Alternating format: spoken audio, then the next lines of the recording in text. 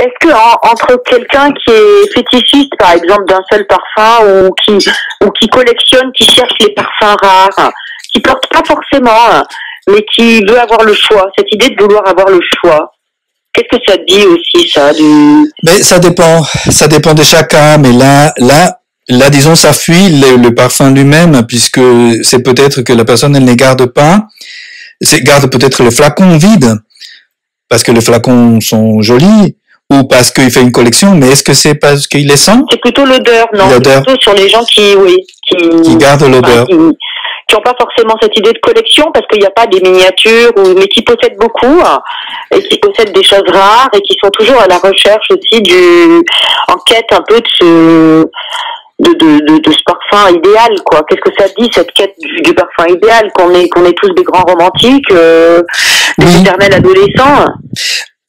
Oui, peut-être. Des enfants perdus.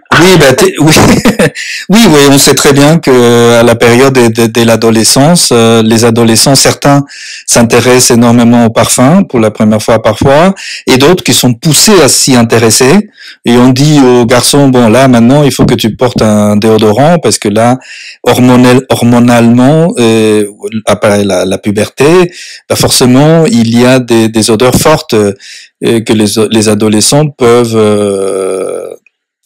éprouver, avoir dans leur corps. Mais après, ça dépend, cette addiction au parfum, et là, ça dépend de chaque situation.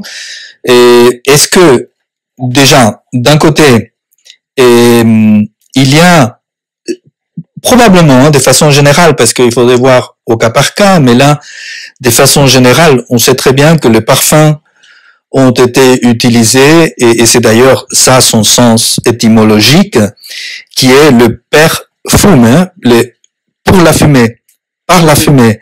Par la fumée, ça vient de là. C'est le parfum. On va brûler. Pourquoi? Parce que en brûlant les choses, on va les purifier. On va, c'est à cette idée-là que par le feu, dans tous les rituels des sacrifices, etc., il y a cette idée-là de brûler. Alors, est-ce qu'il s'agit d'une opération de sacralisation de l'enveloppe protectrice? Peut-être. Peut-être qu'il faudrait voir comment ces gens-là qui vont essayer de goûter un parfum et un autre, les collectionner. Est-ce qu'ils essayent de se créer une deuxième enveloppe qui vienne protéger, et un peu comme si le parfum était un tatouage olfactif, ou vous voyez, comme si c'était soit un tatouage olfactif, voire même comme si c'était une cicatrice ou des multiples cicatrices de son vécu.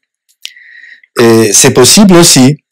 Et il y a des gens qui, oui, vont porter beaucoup de cicatrices corporelles ou psychiques du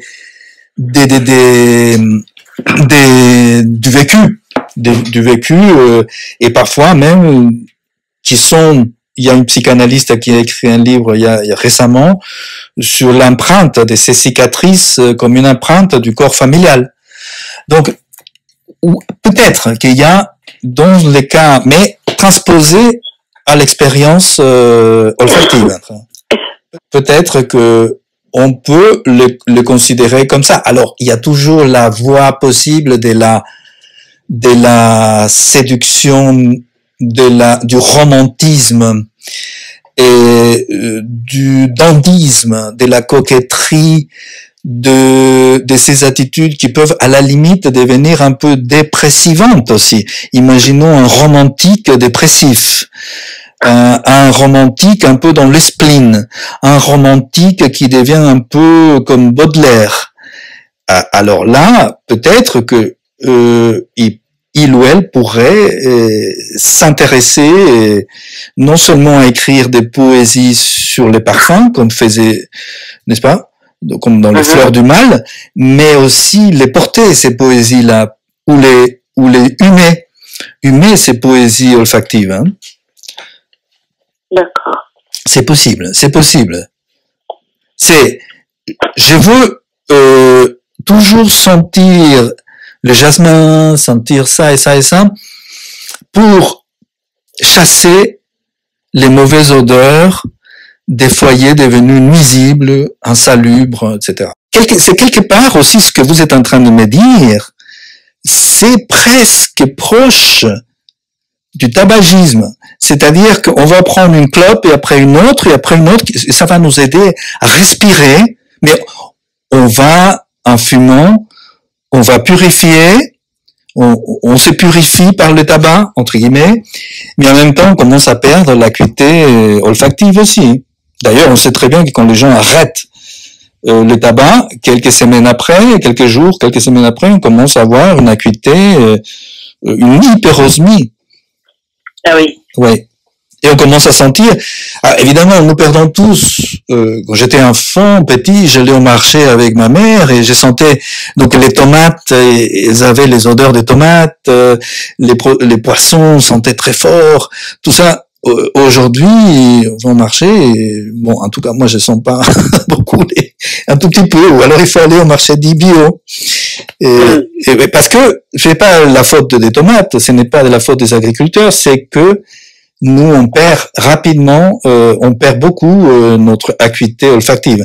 Mais si en plus de ça, on va fumer toute sa vie, là, on la perd énormément.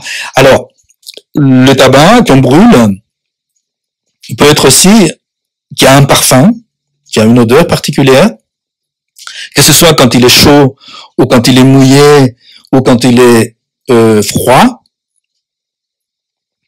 Et il peut aussi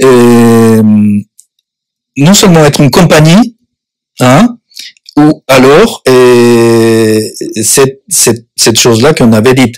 Je dis une compagnie parce que, vous voyez, parfois, il y a des gens qui sont intéressés à l'odeur des livres, des vieux livres. Mm-hmm. Et j'ai acheté quelques vieux livres de psychiatrie, donc notamment un manuel de psychiatrie dont j'avais besoin. Et je l'avais acheté, un livre d'occasion, quoi, un vieux.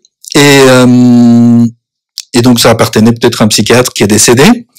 Mais en l'ouvrant, et même aujourd'hui, hein, en l'ouvrant, vous avez l'odeur, peut-être de ces messieurs, de ces psychiatres qui est maintenant mort probablement, et qui fumaient. Parce que vous avez à l'intérieur des pages, vous sentez, ça sent encore aujourd'hui, vous sentez le tabac. Donc ça veut dire qu'il a bien lu le livre et que peut-être bien que le tabac l'accompagnait dans la solitude de sa lecture. Alors, est-ce que les parfums multiples que ces personnes vont humer, est-ce que c'est aussi un accompagnement, une compagnie? Mm-hmm. Ben, on va peut-être s'arrêter là. Ça me semble pas mal comme chute. C'est pas mal comme chute. Écoutez, je vous remercie beaucoup de m'avoir posé ces questions. C'est vraiment très intéressant.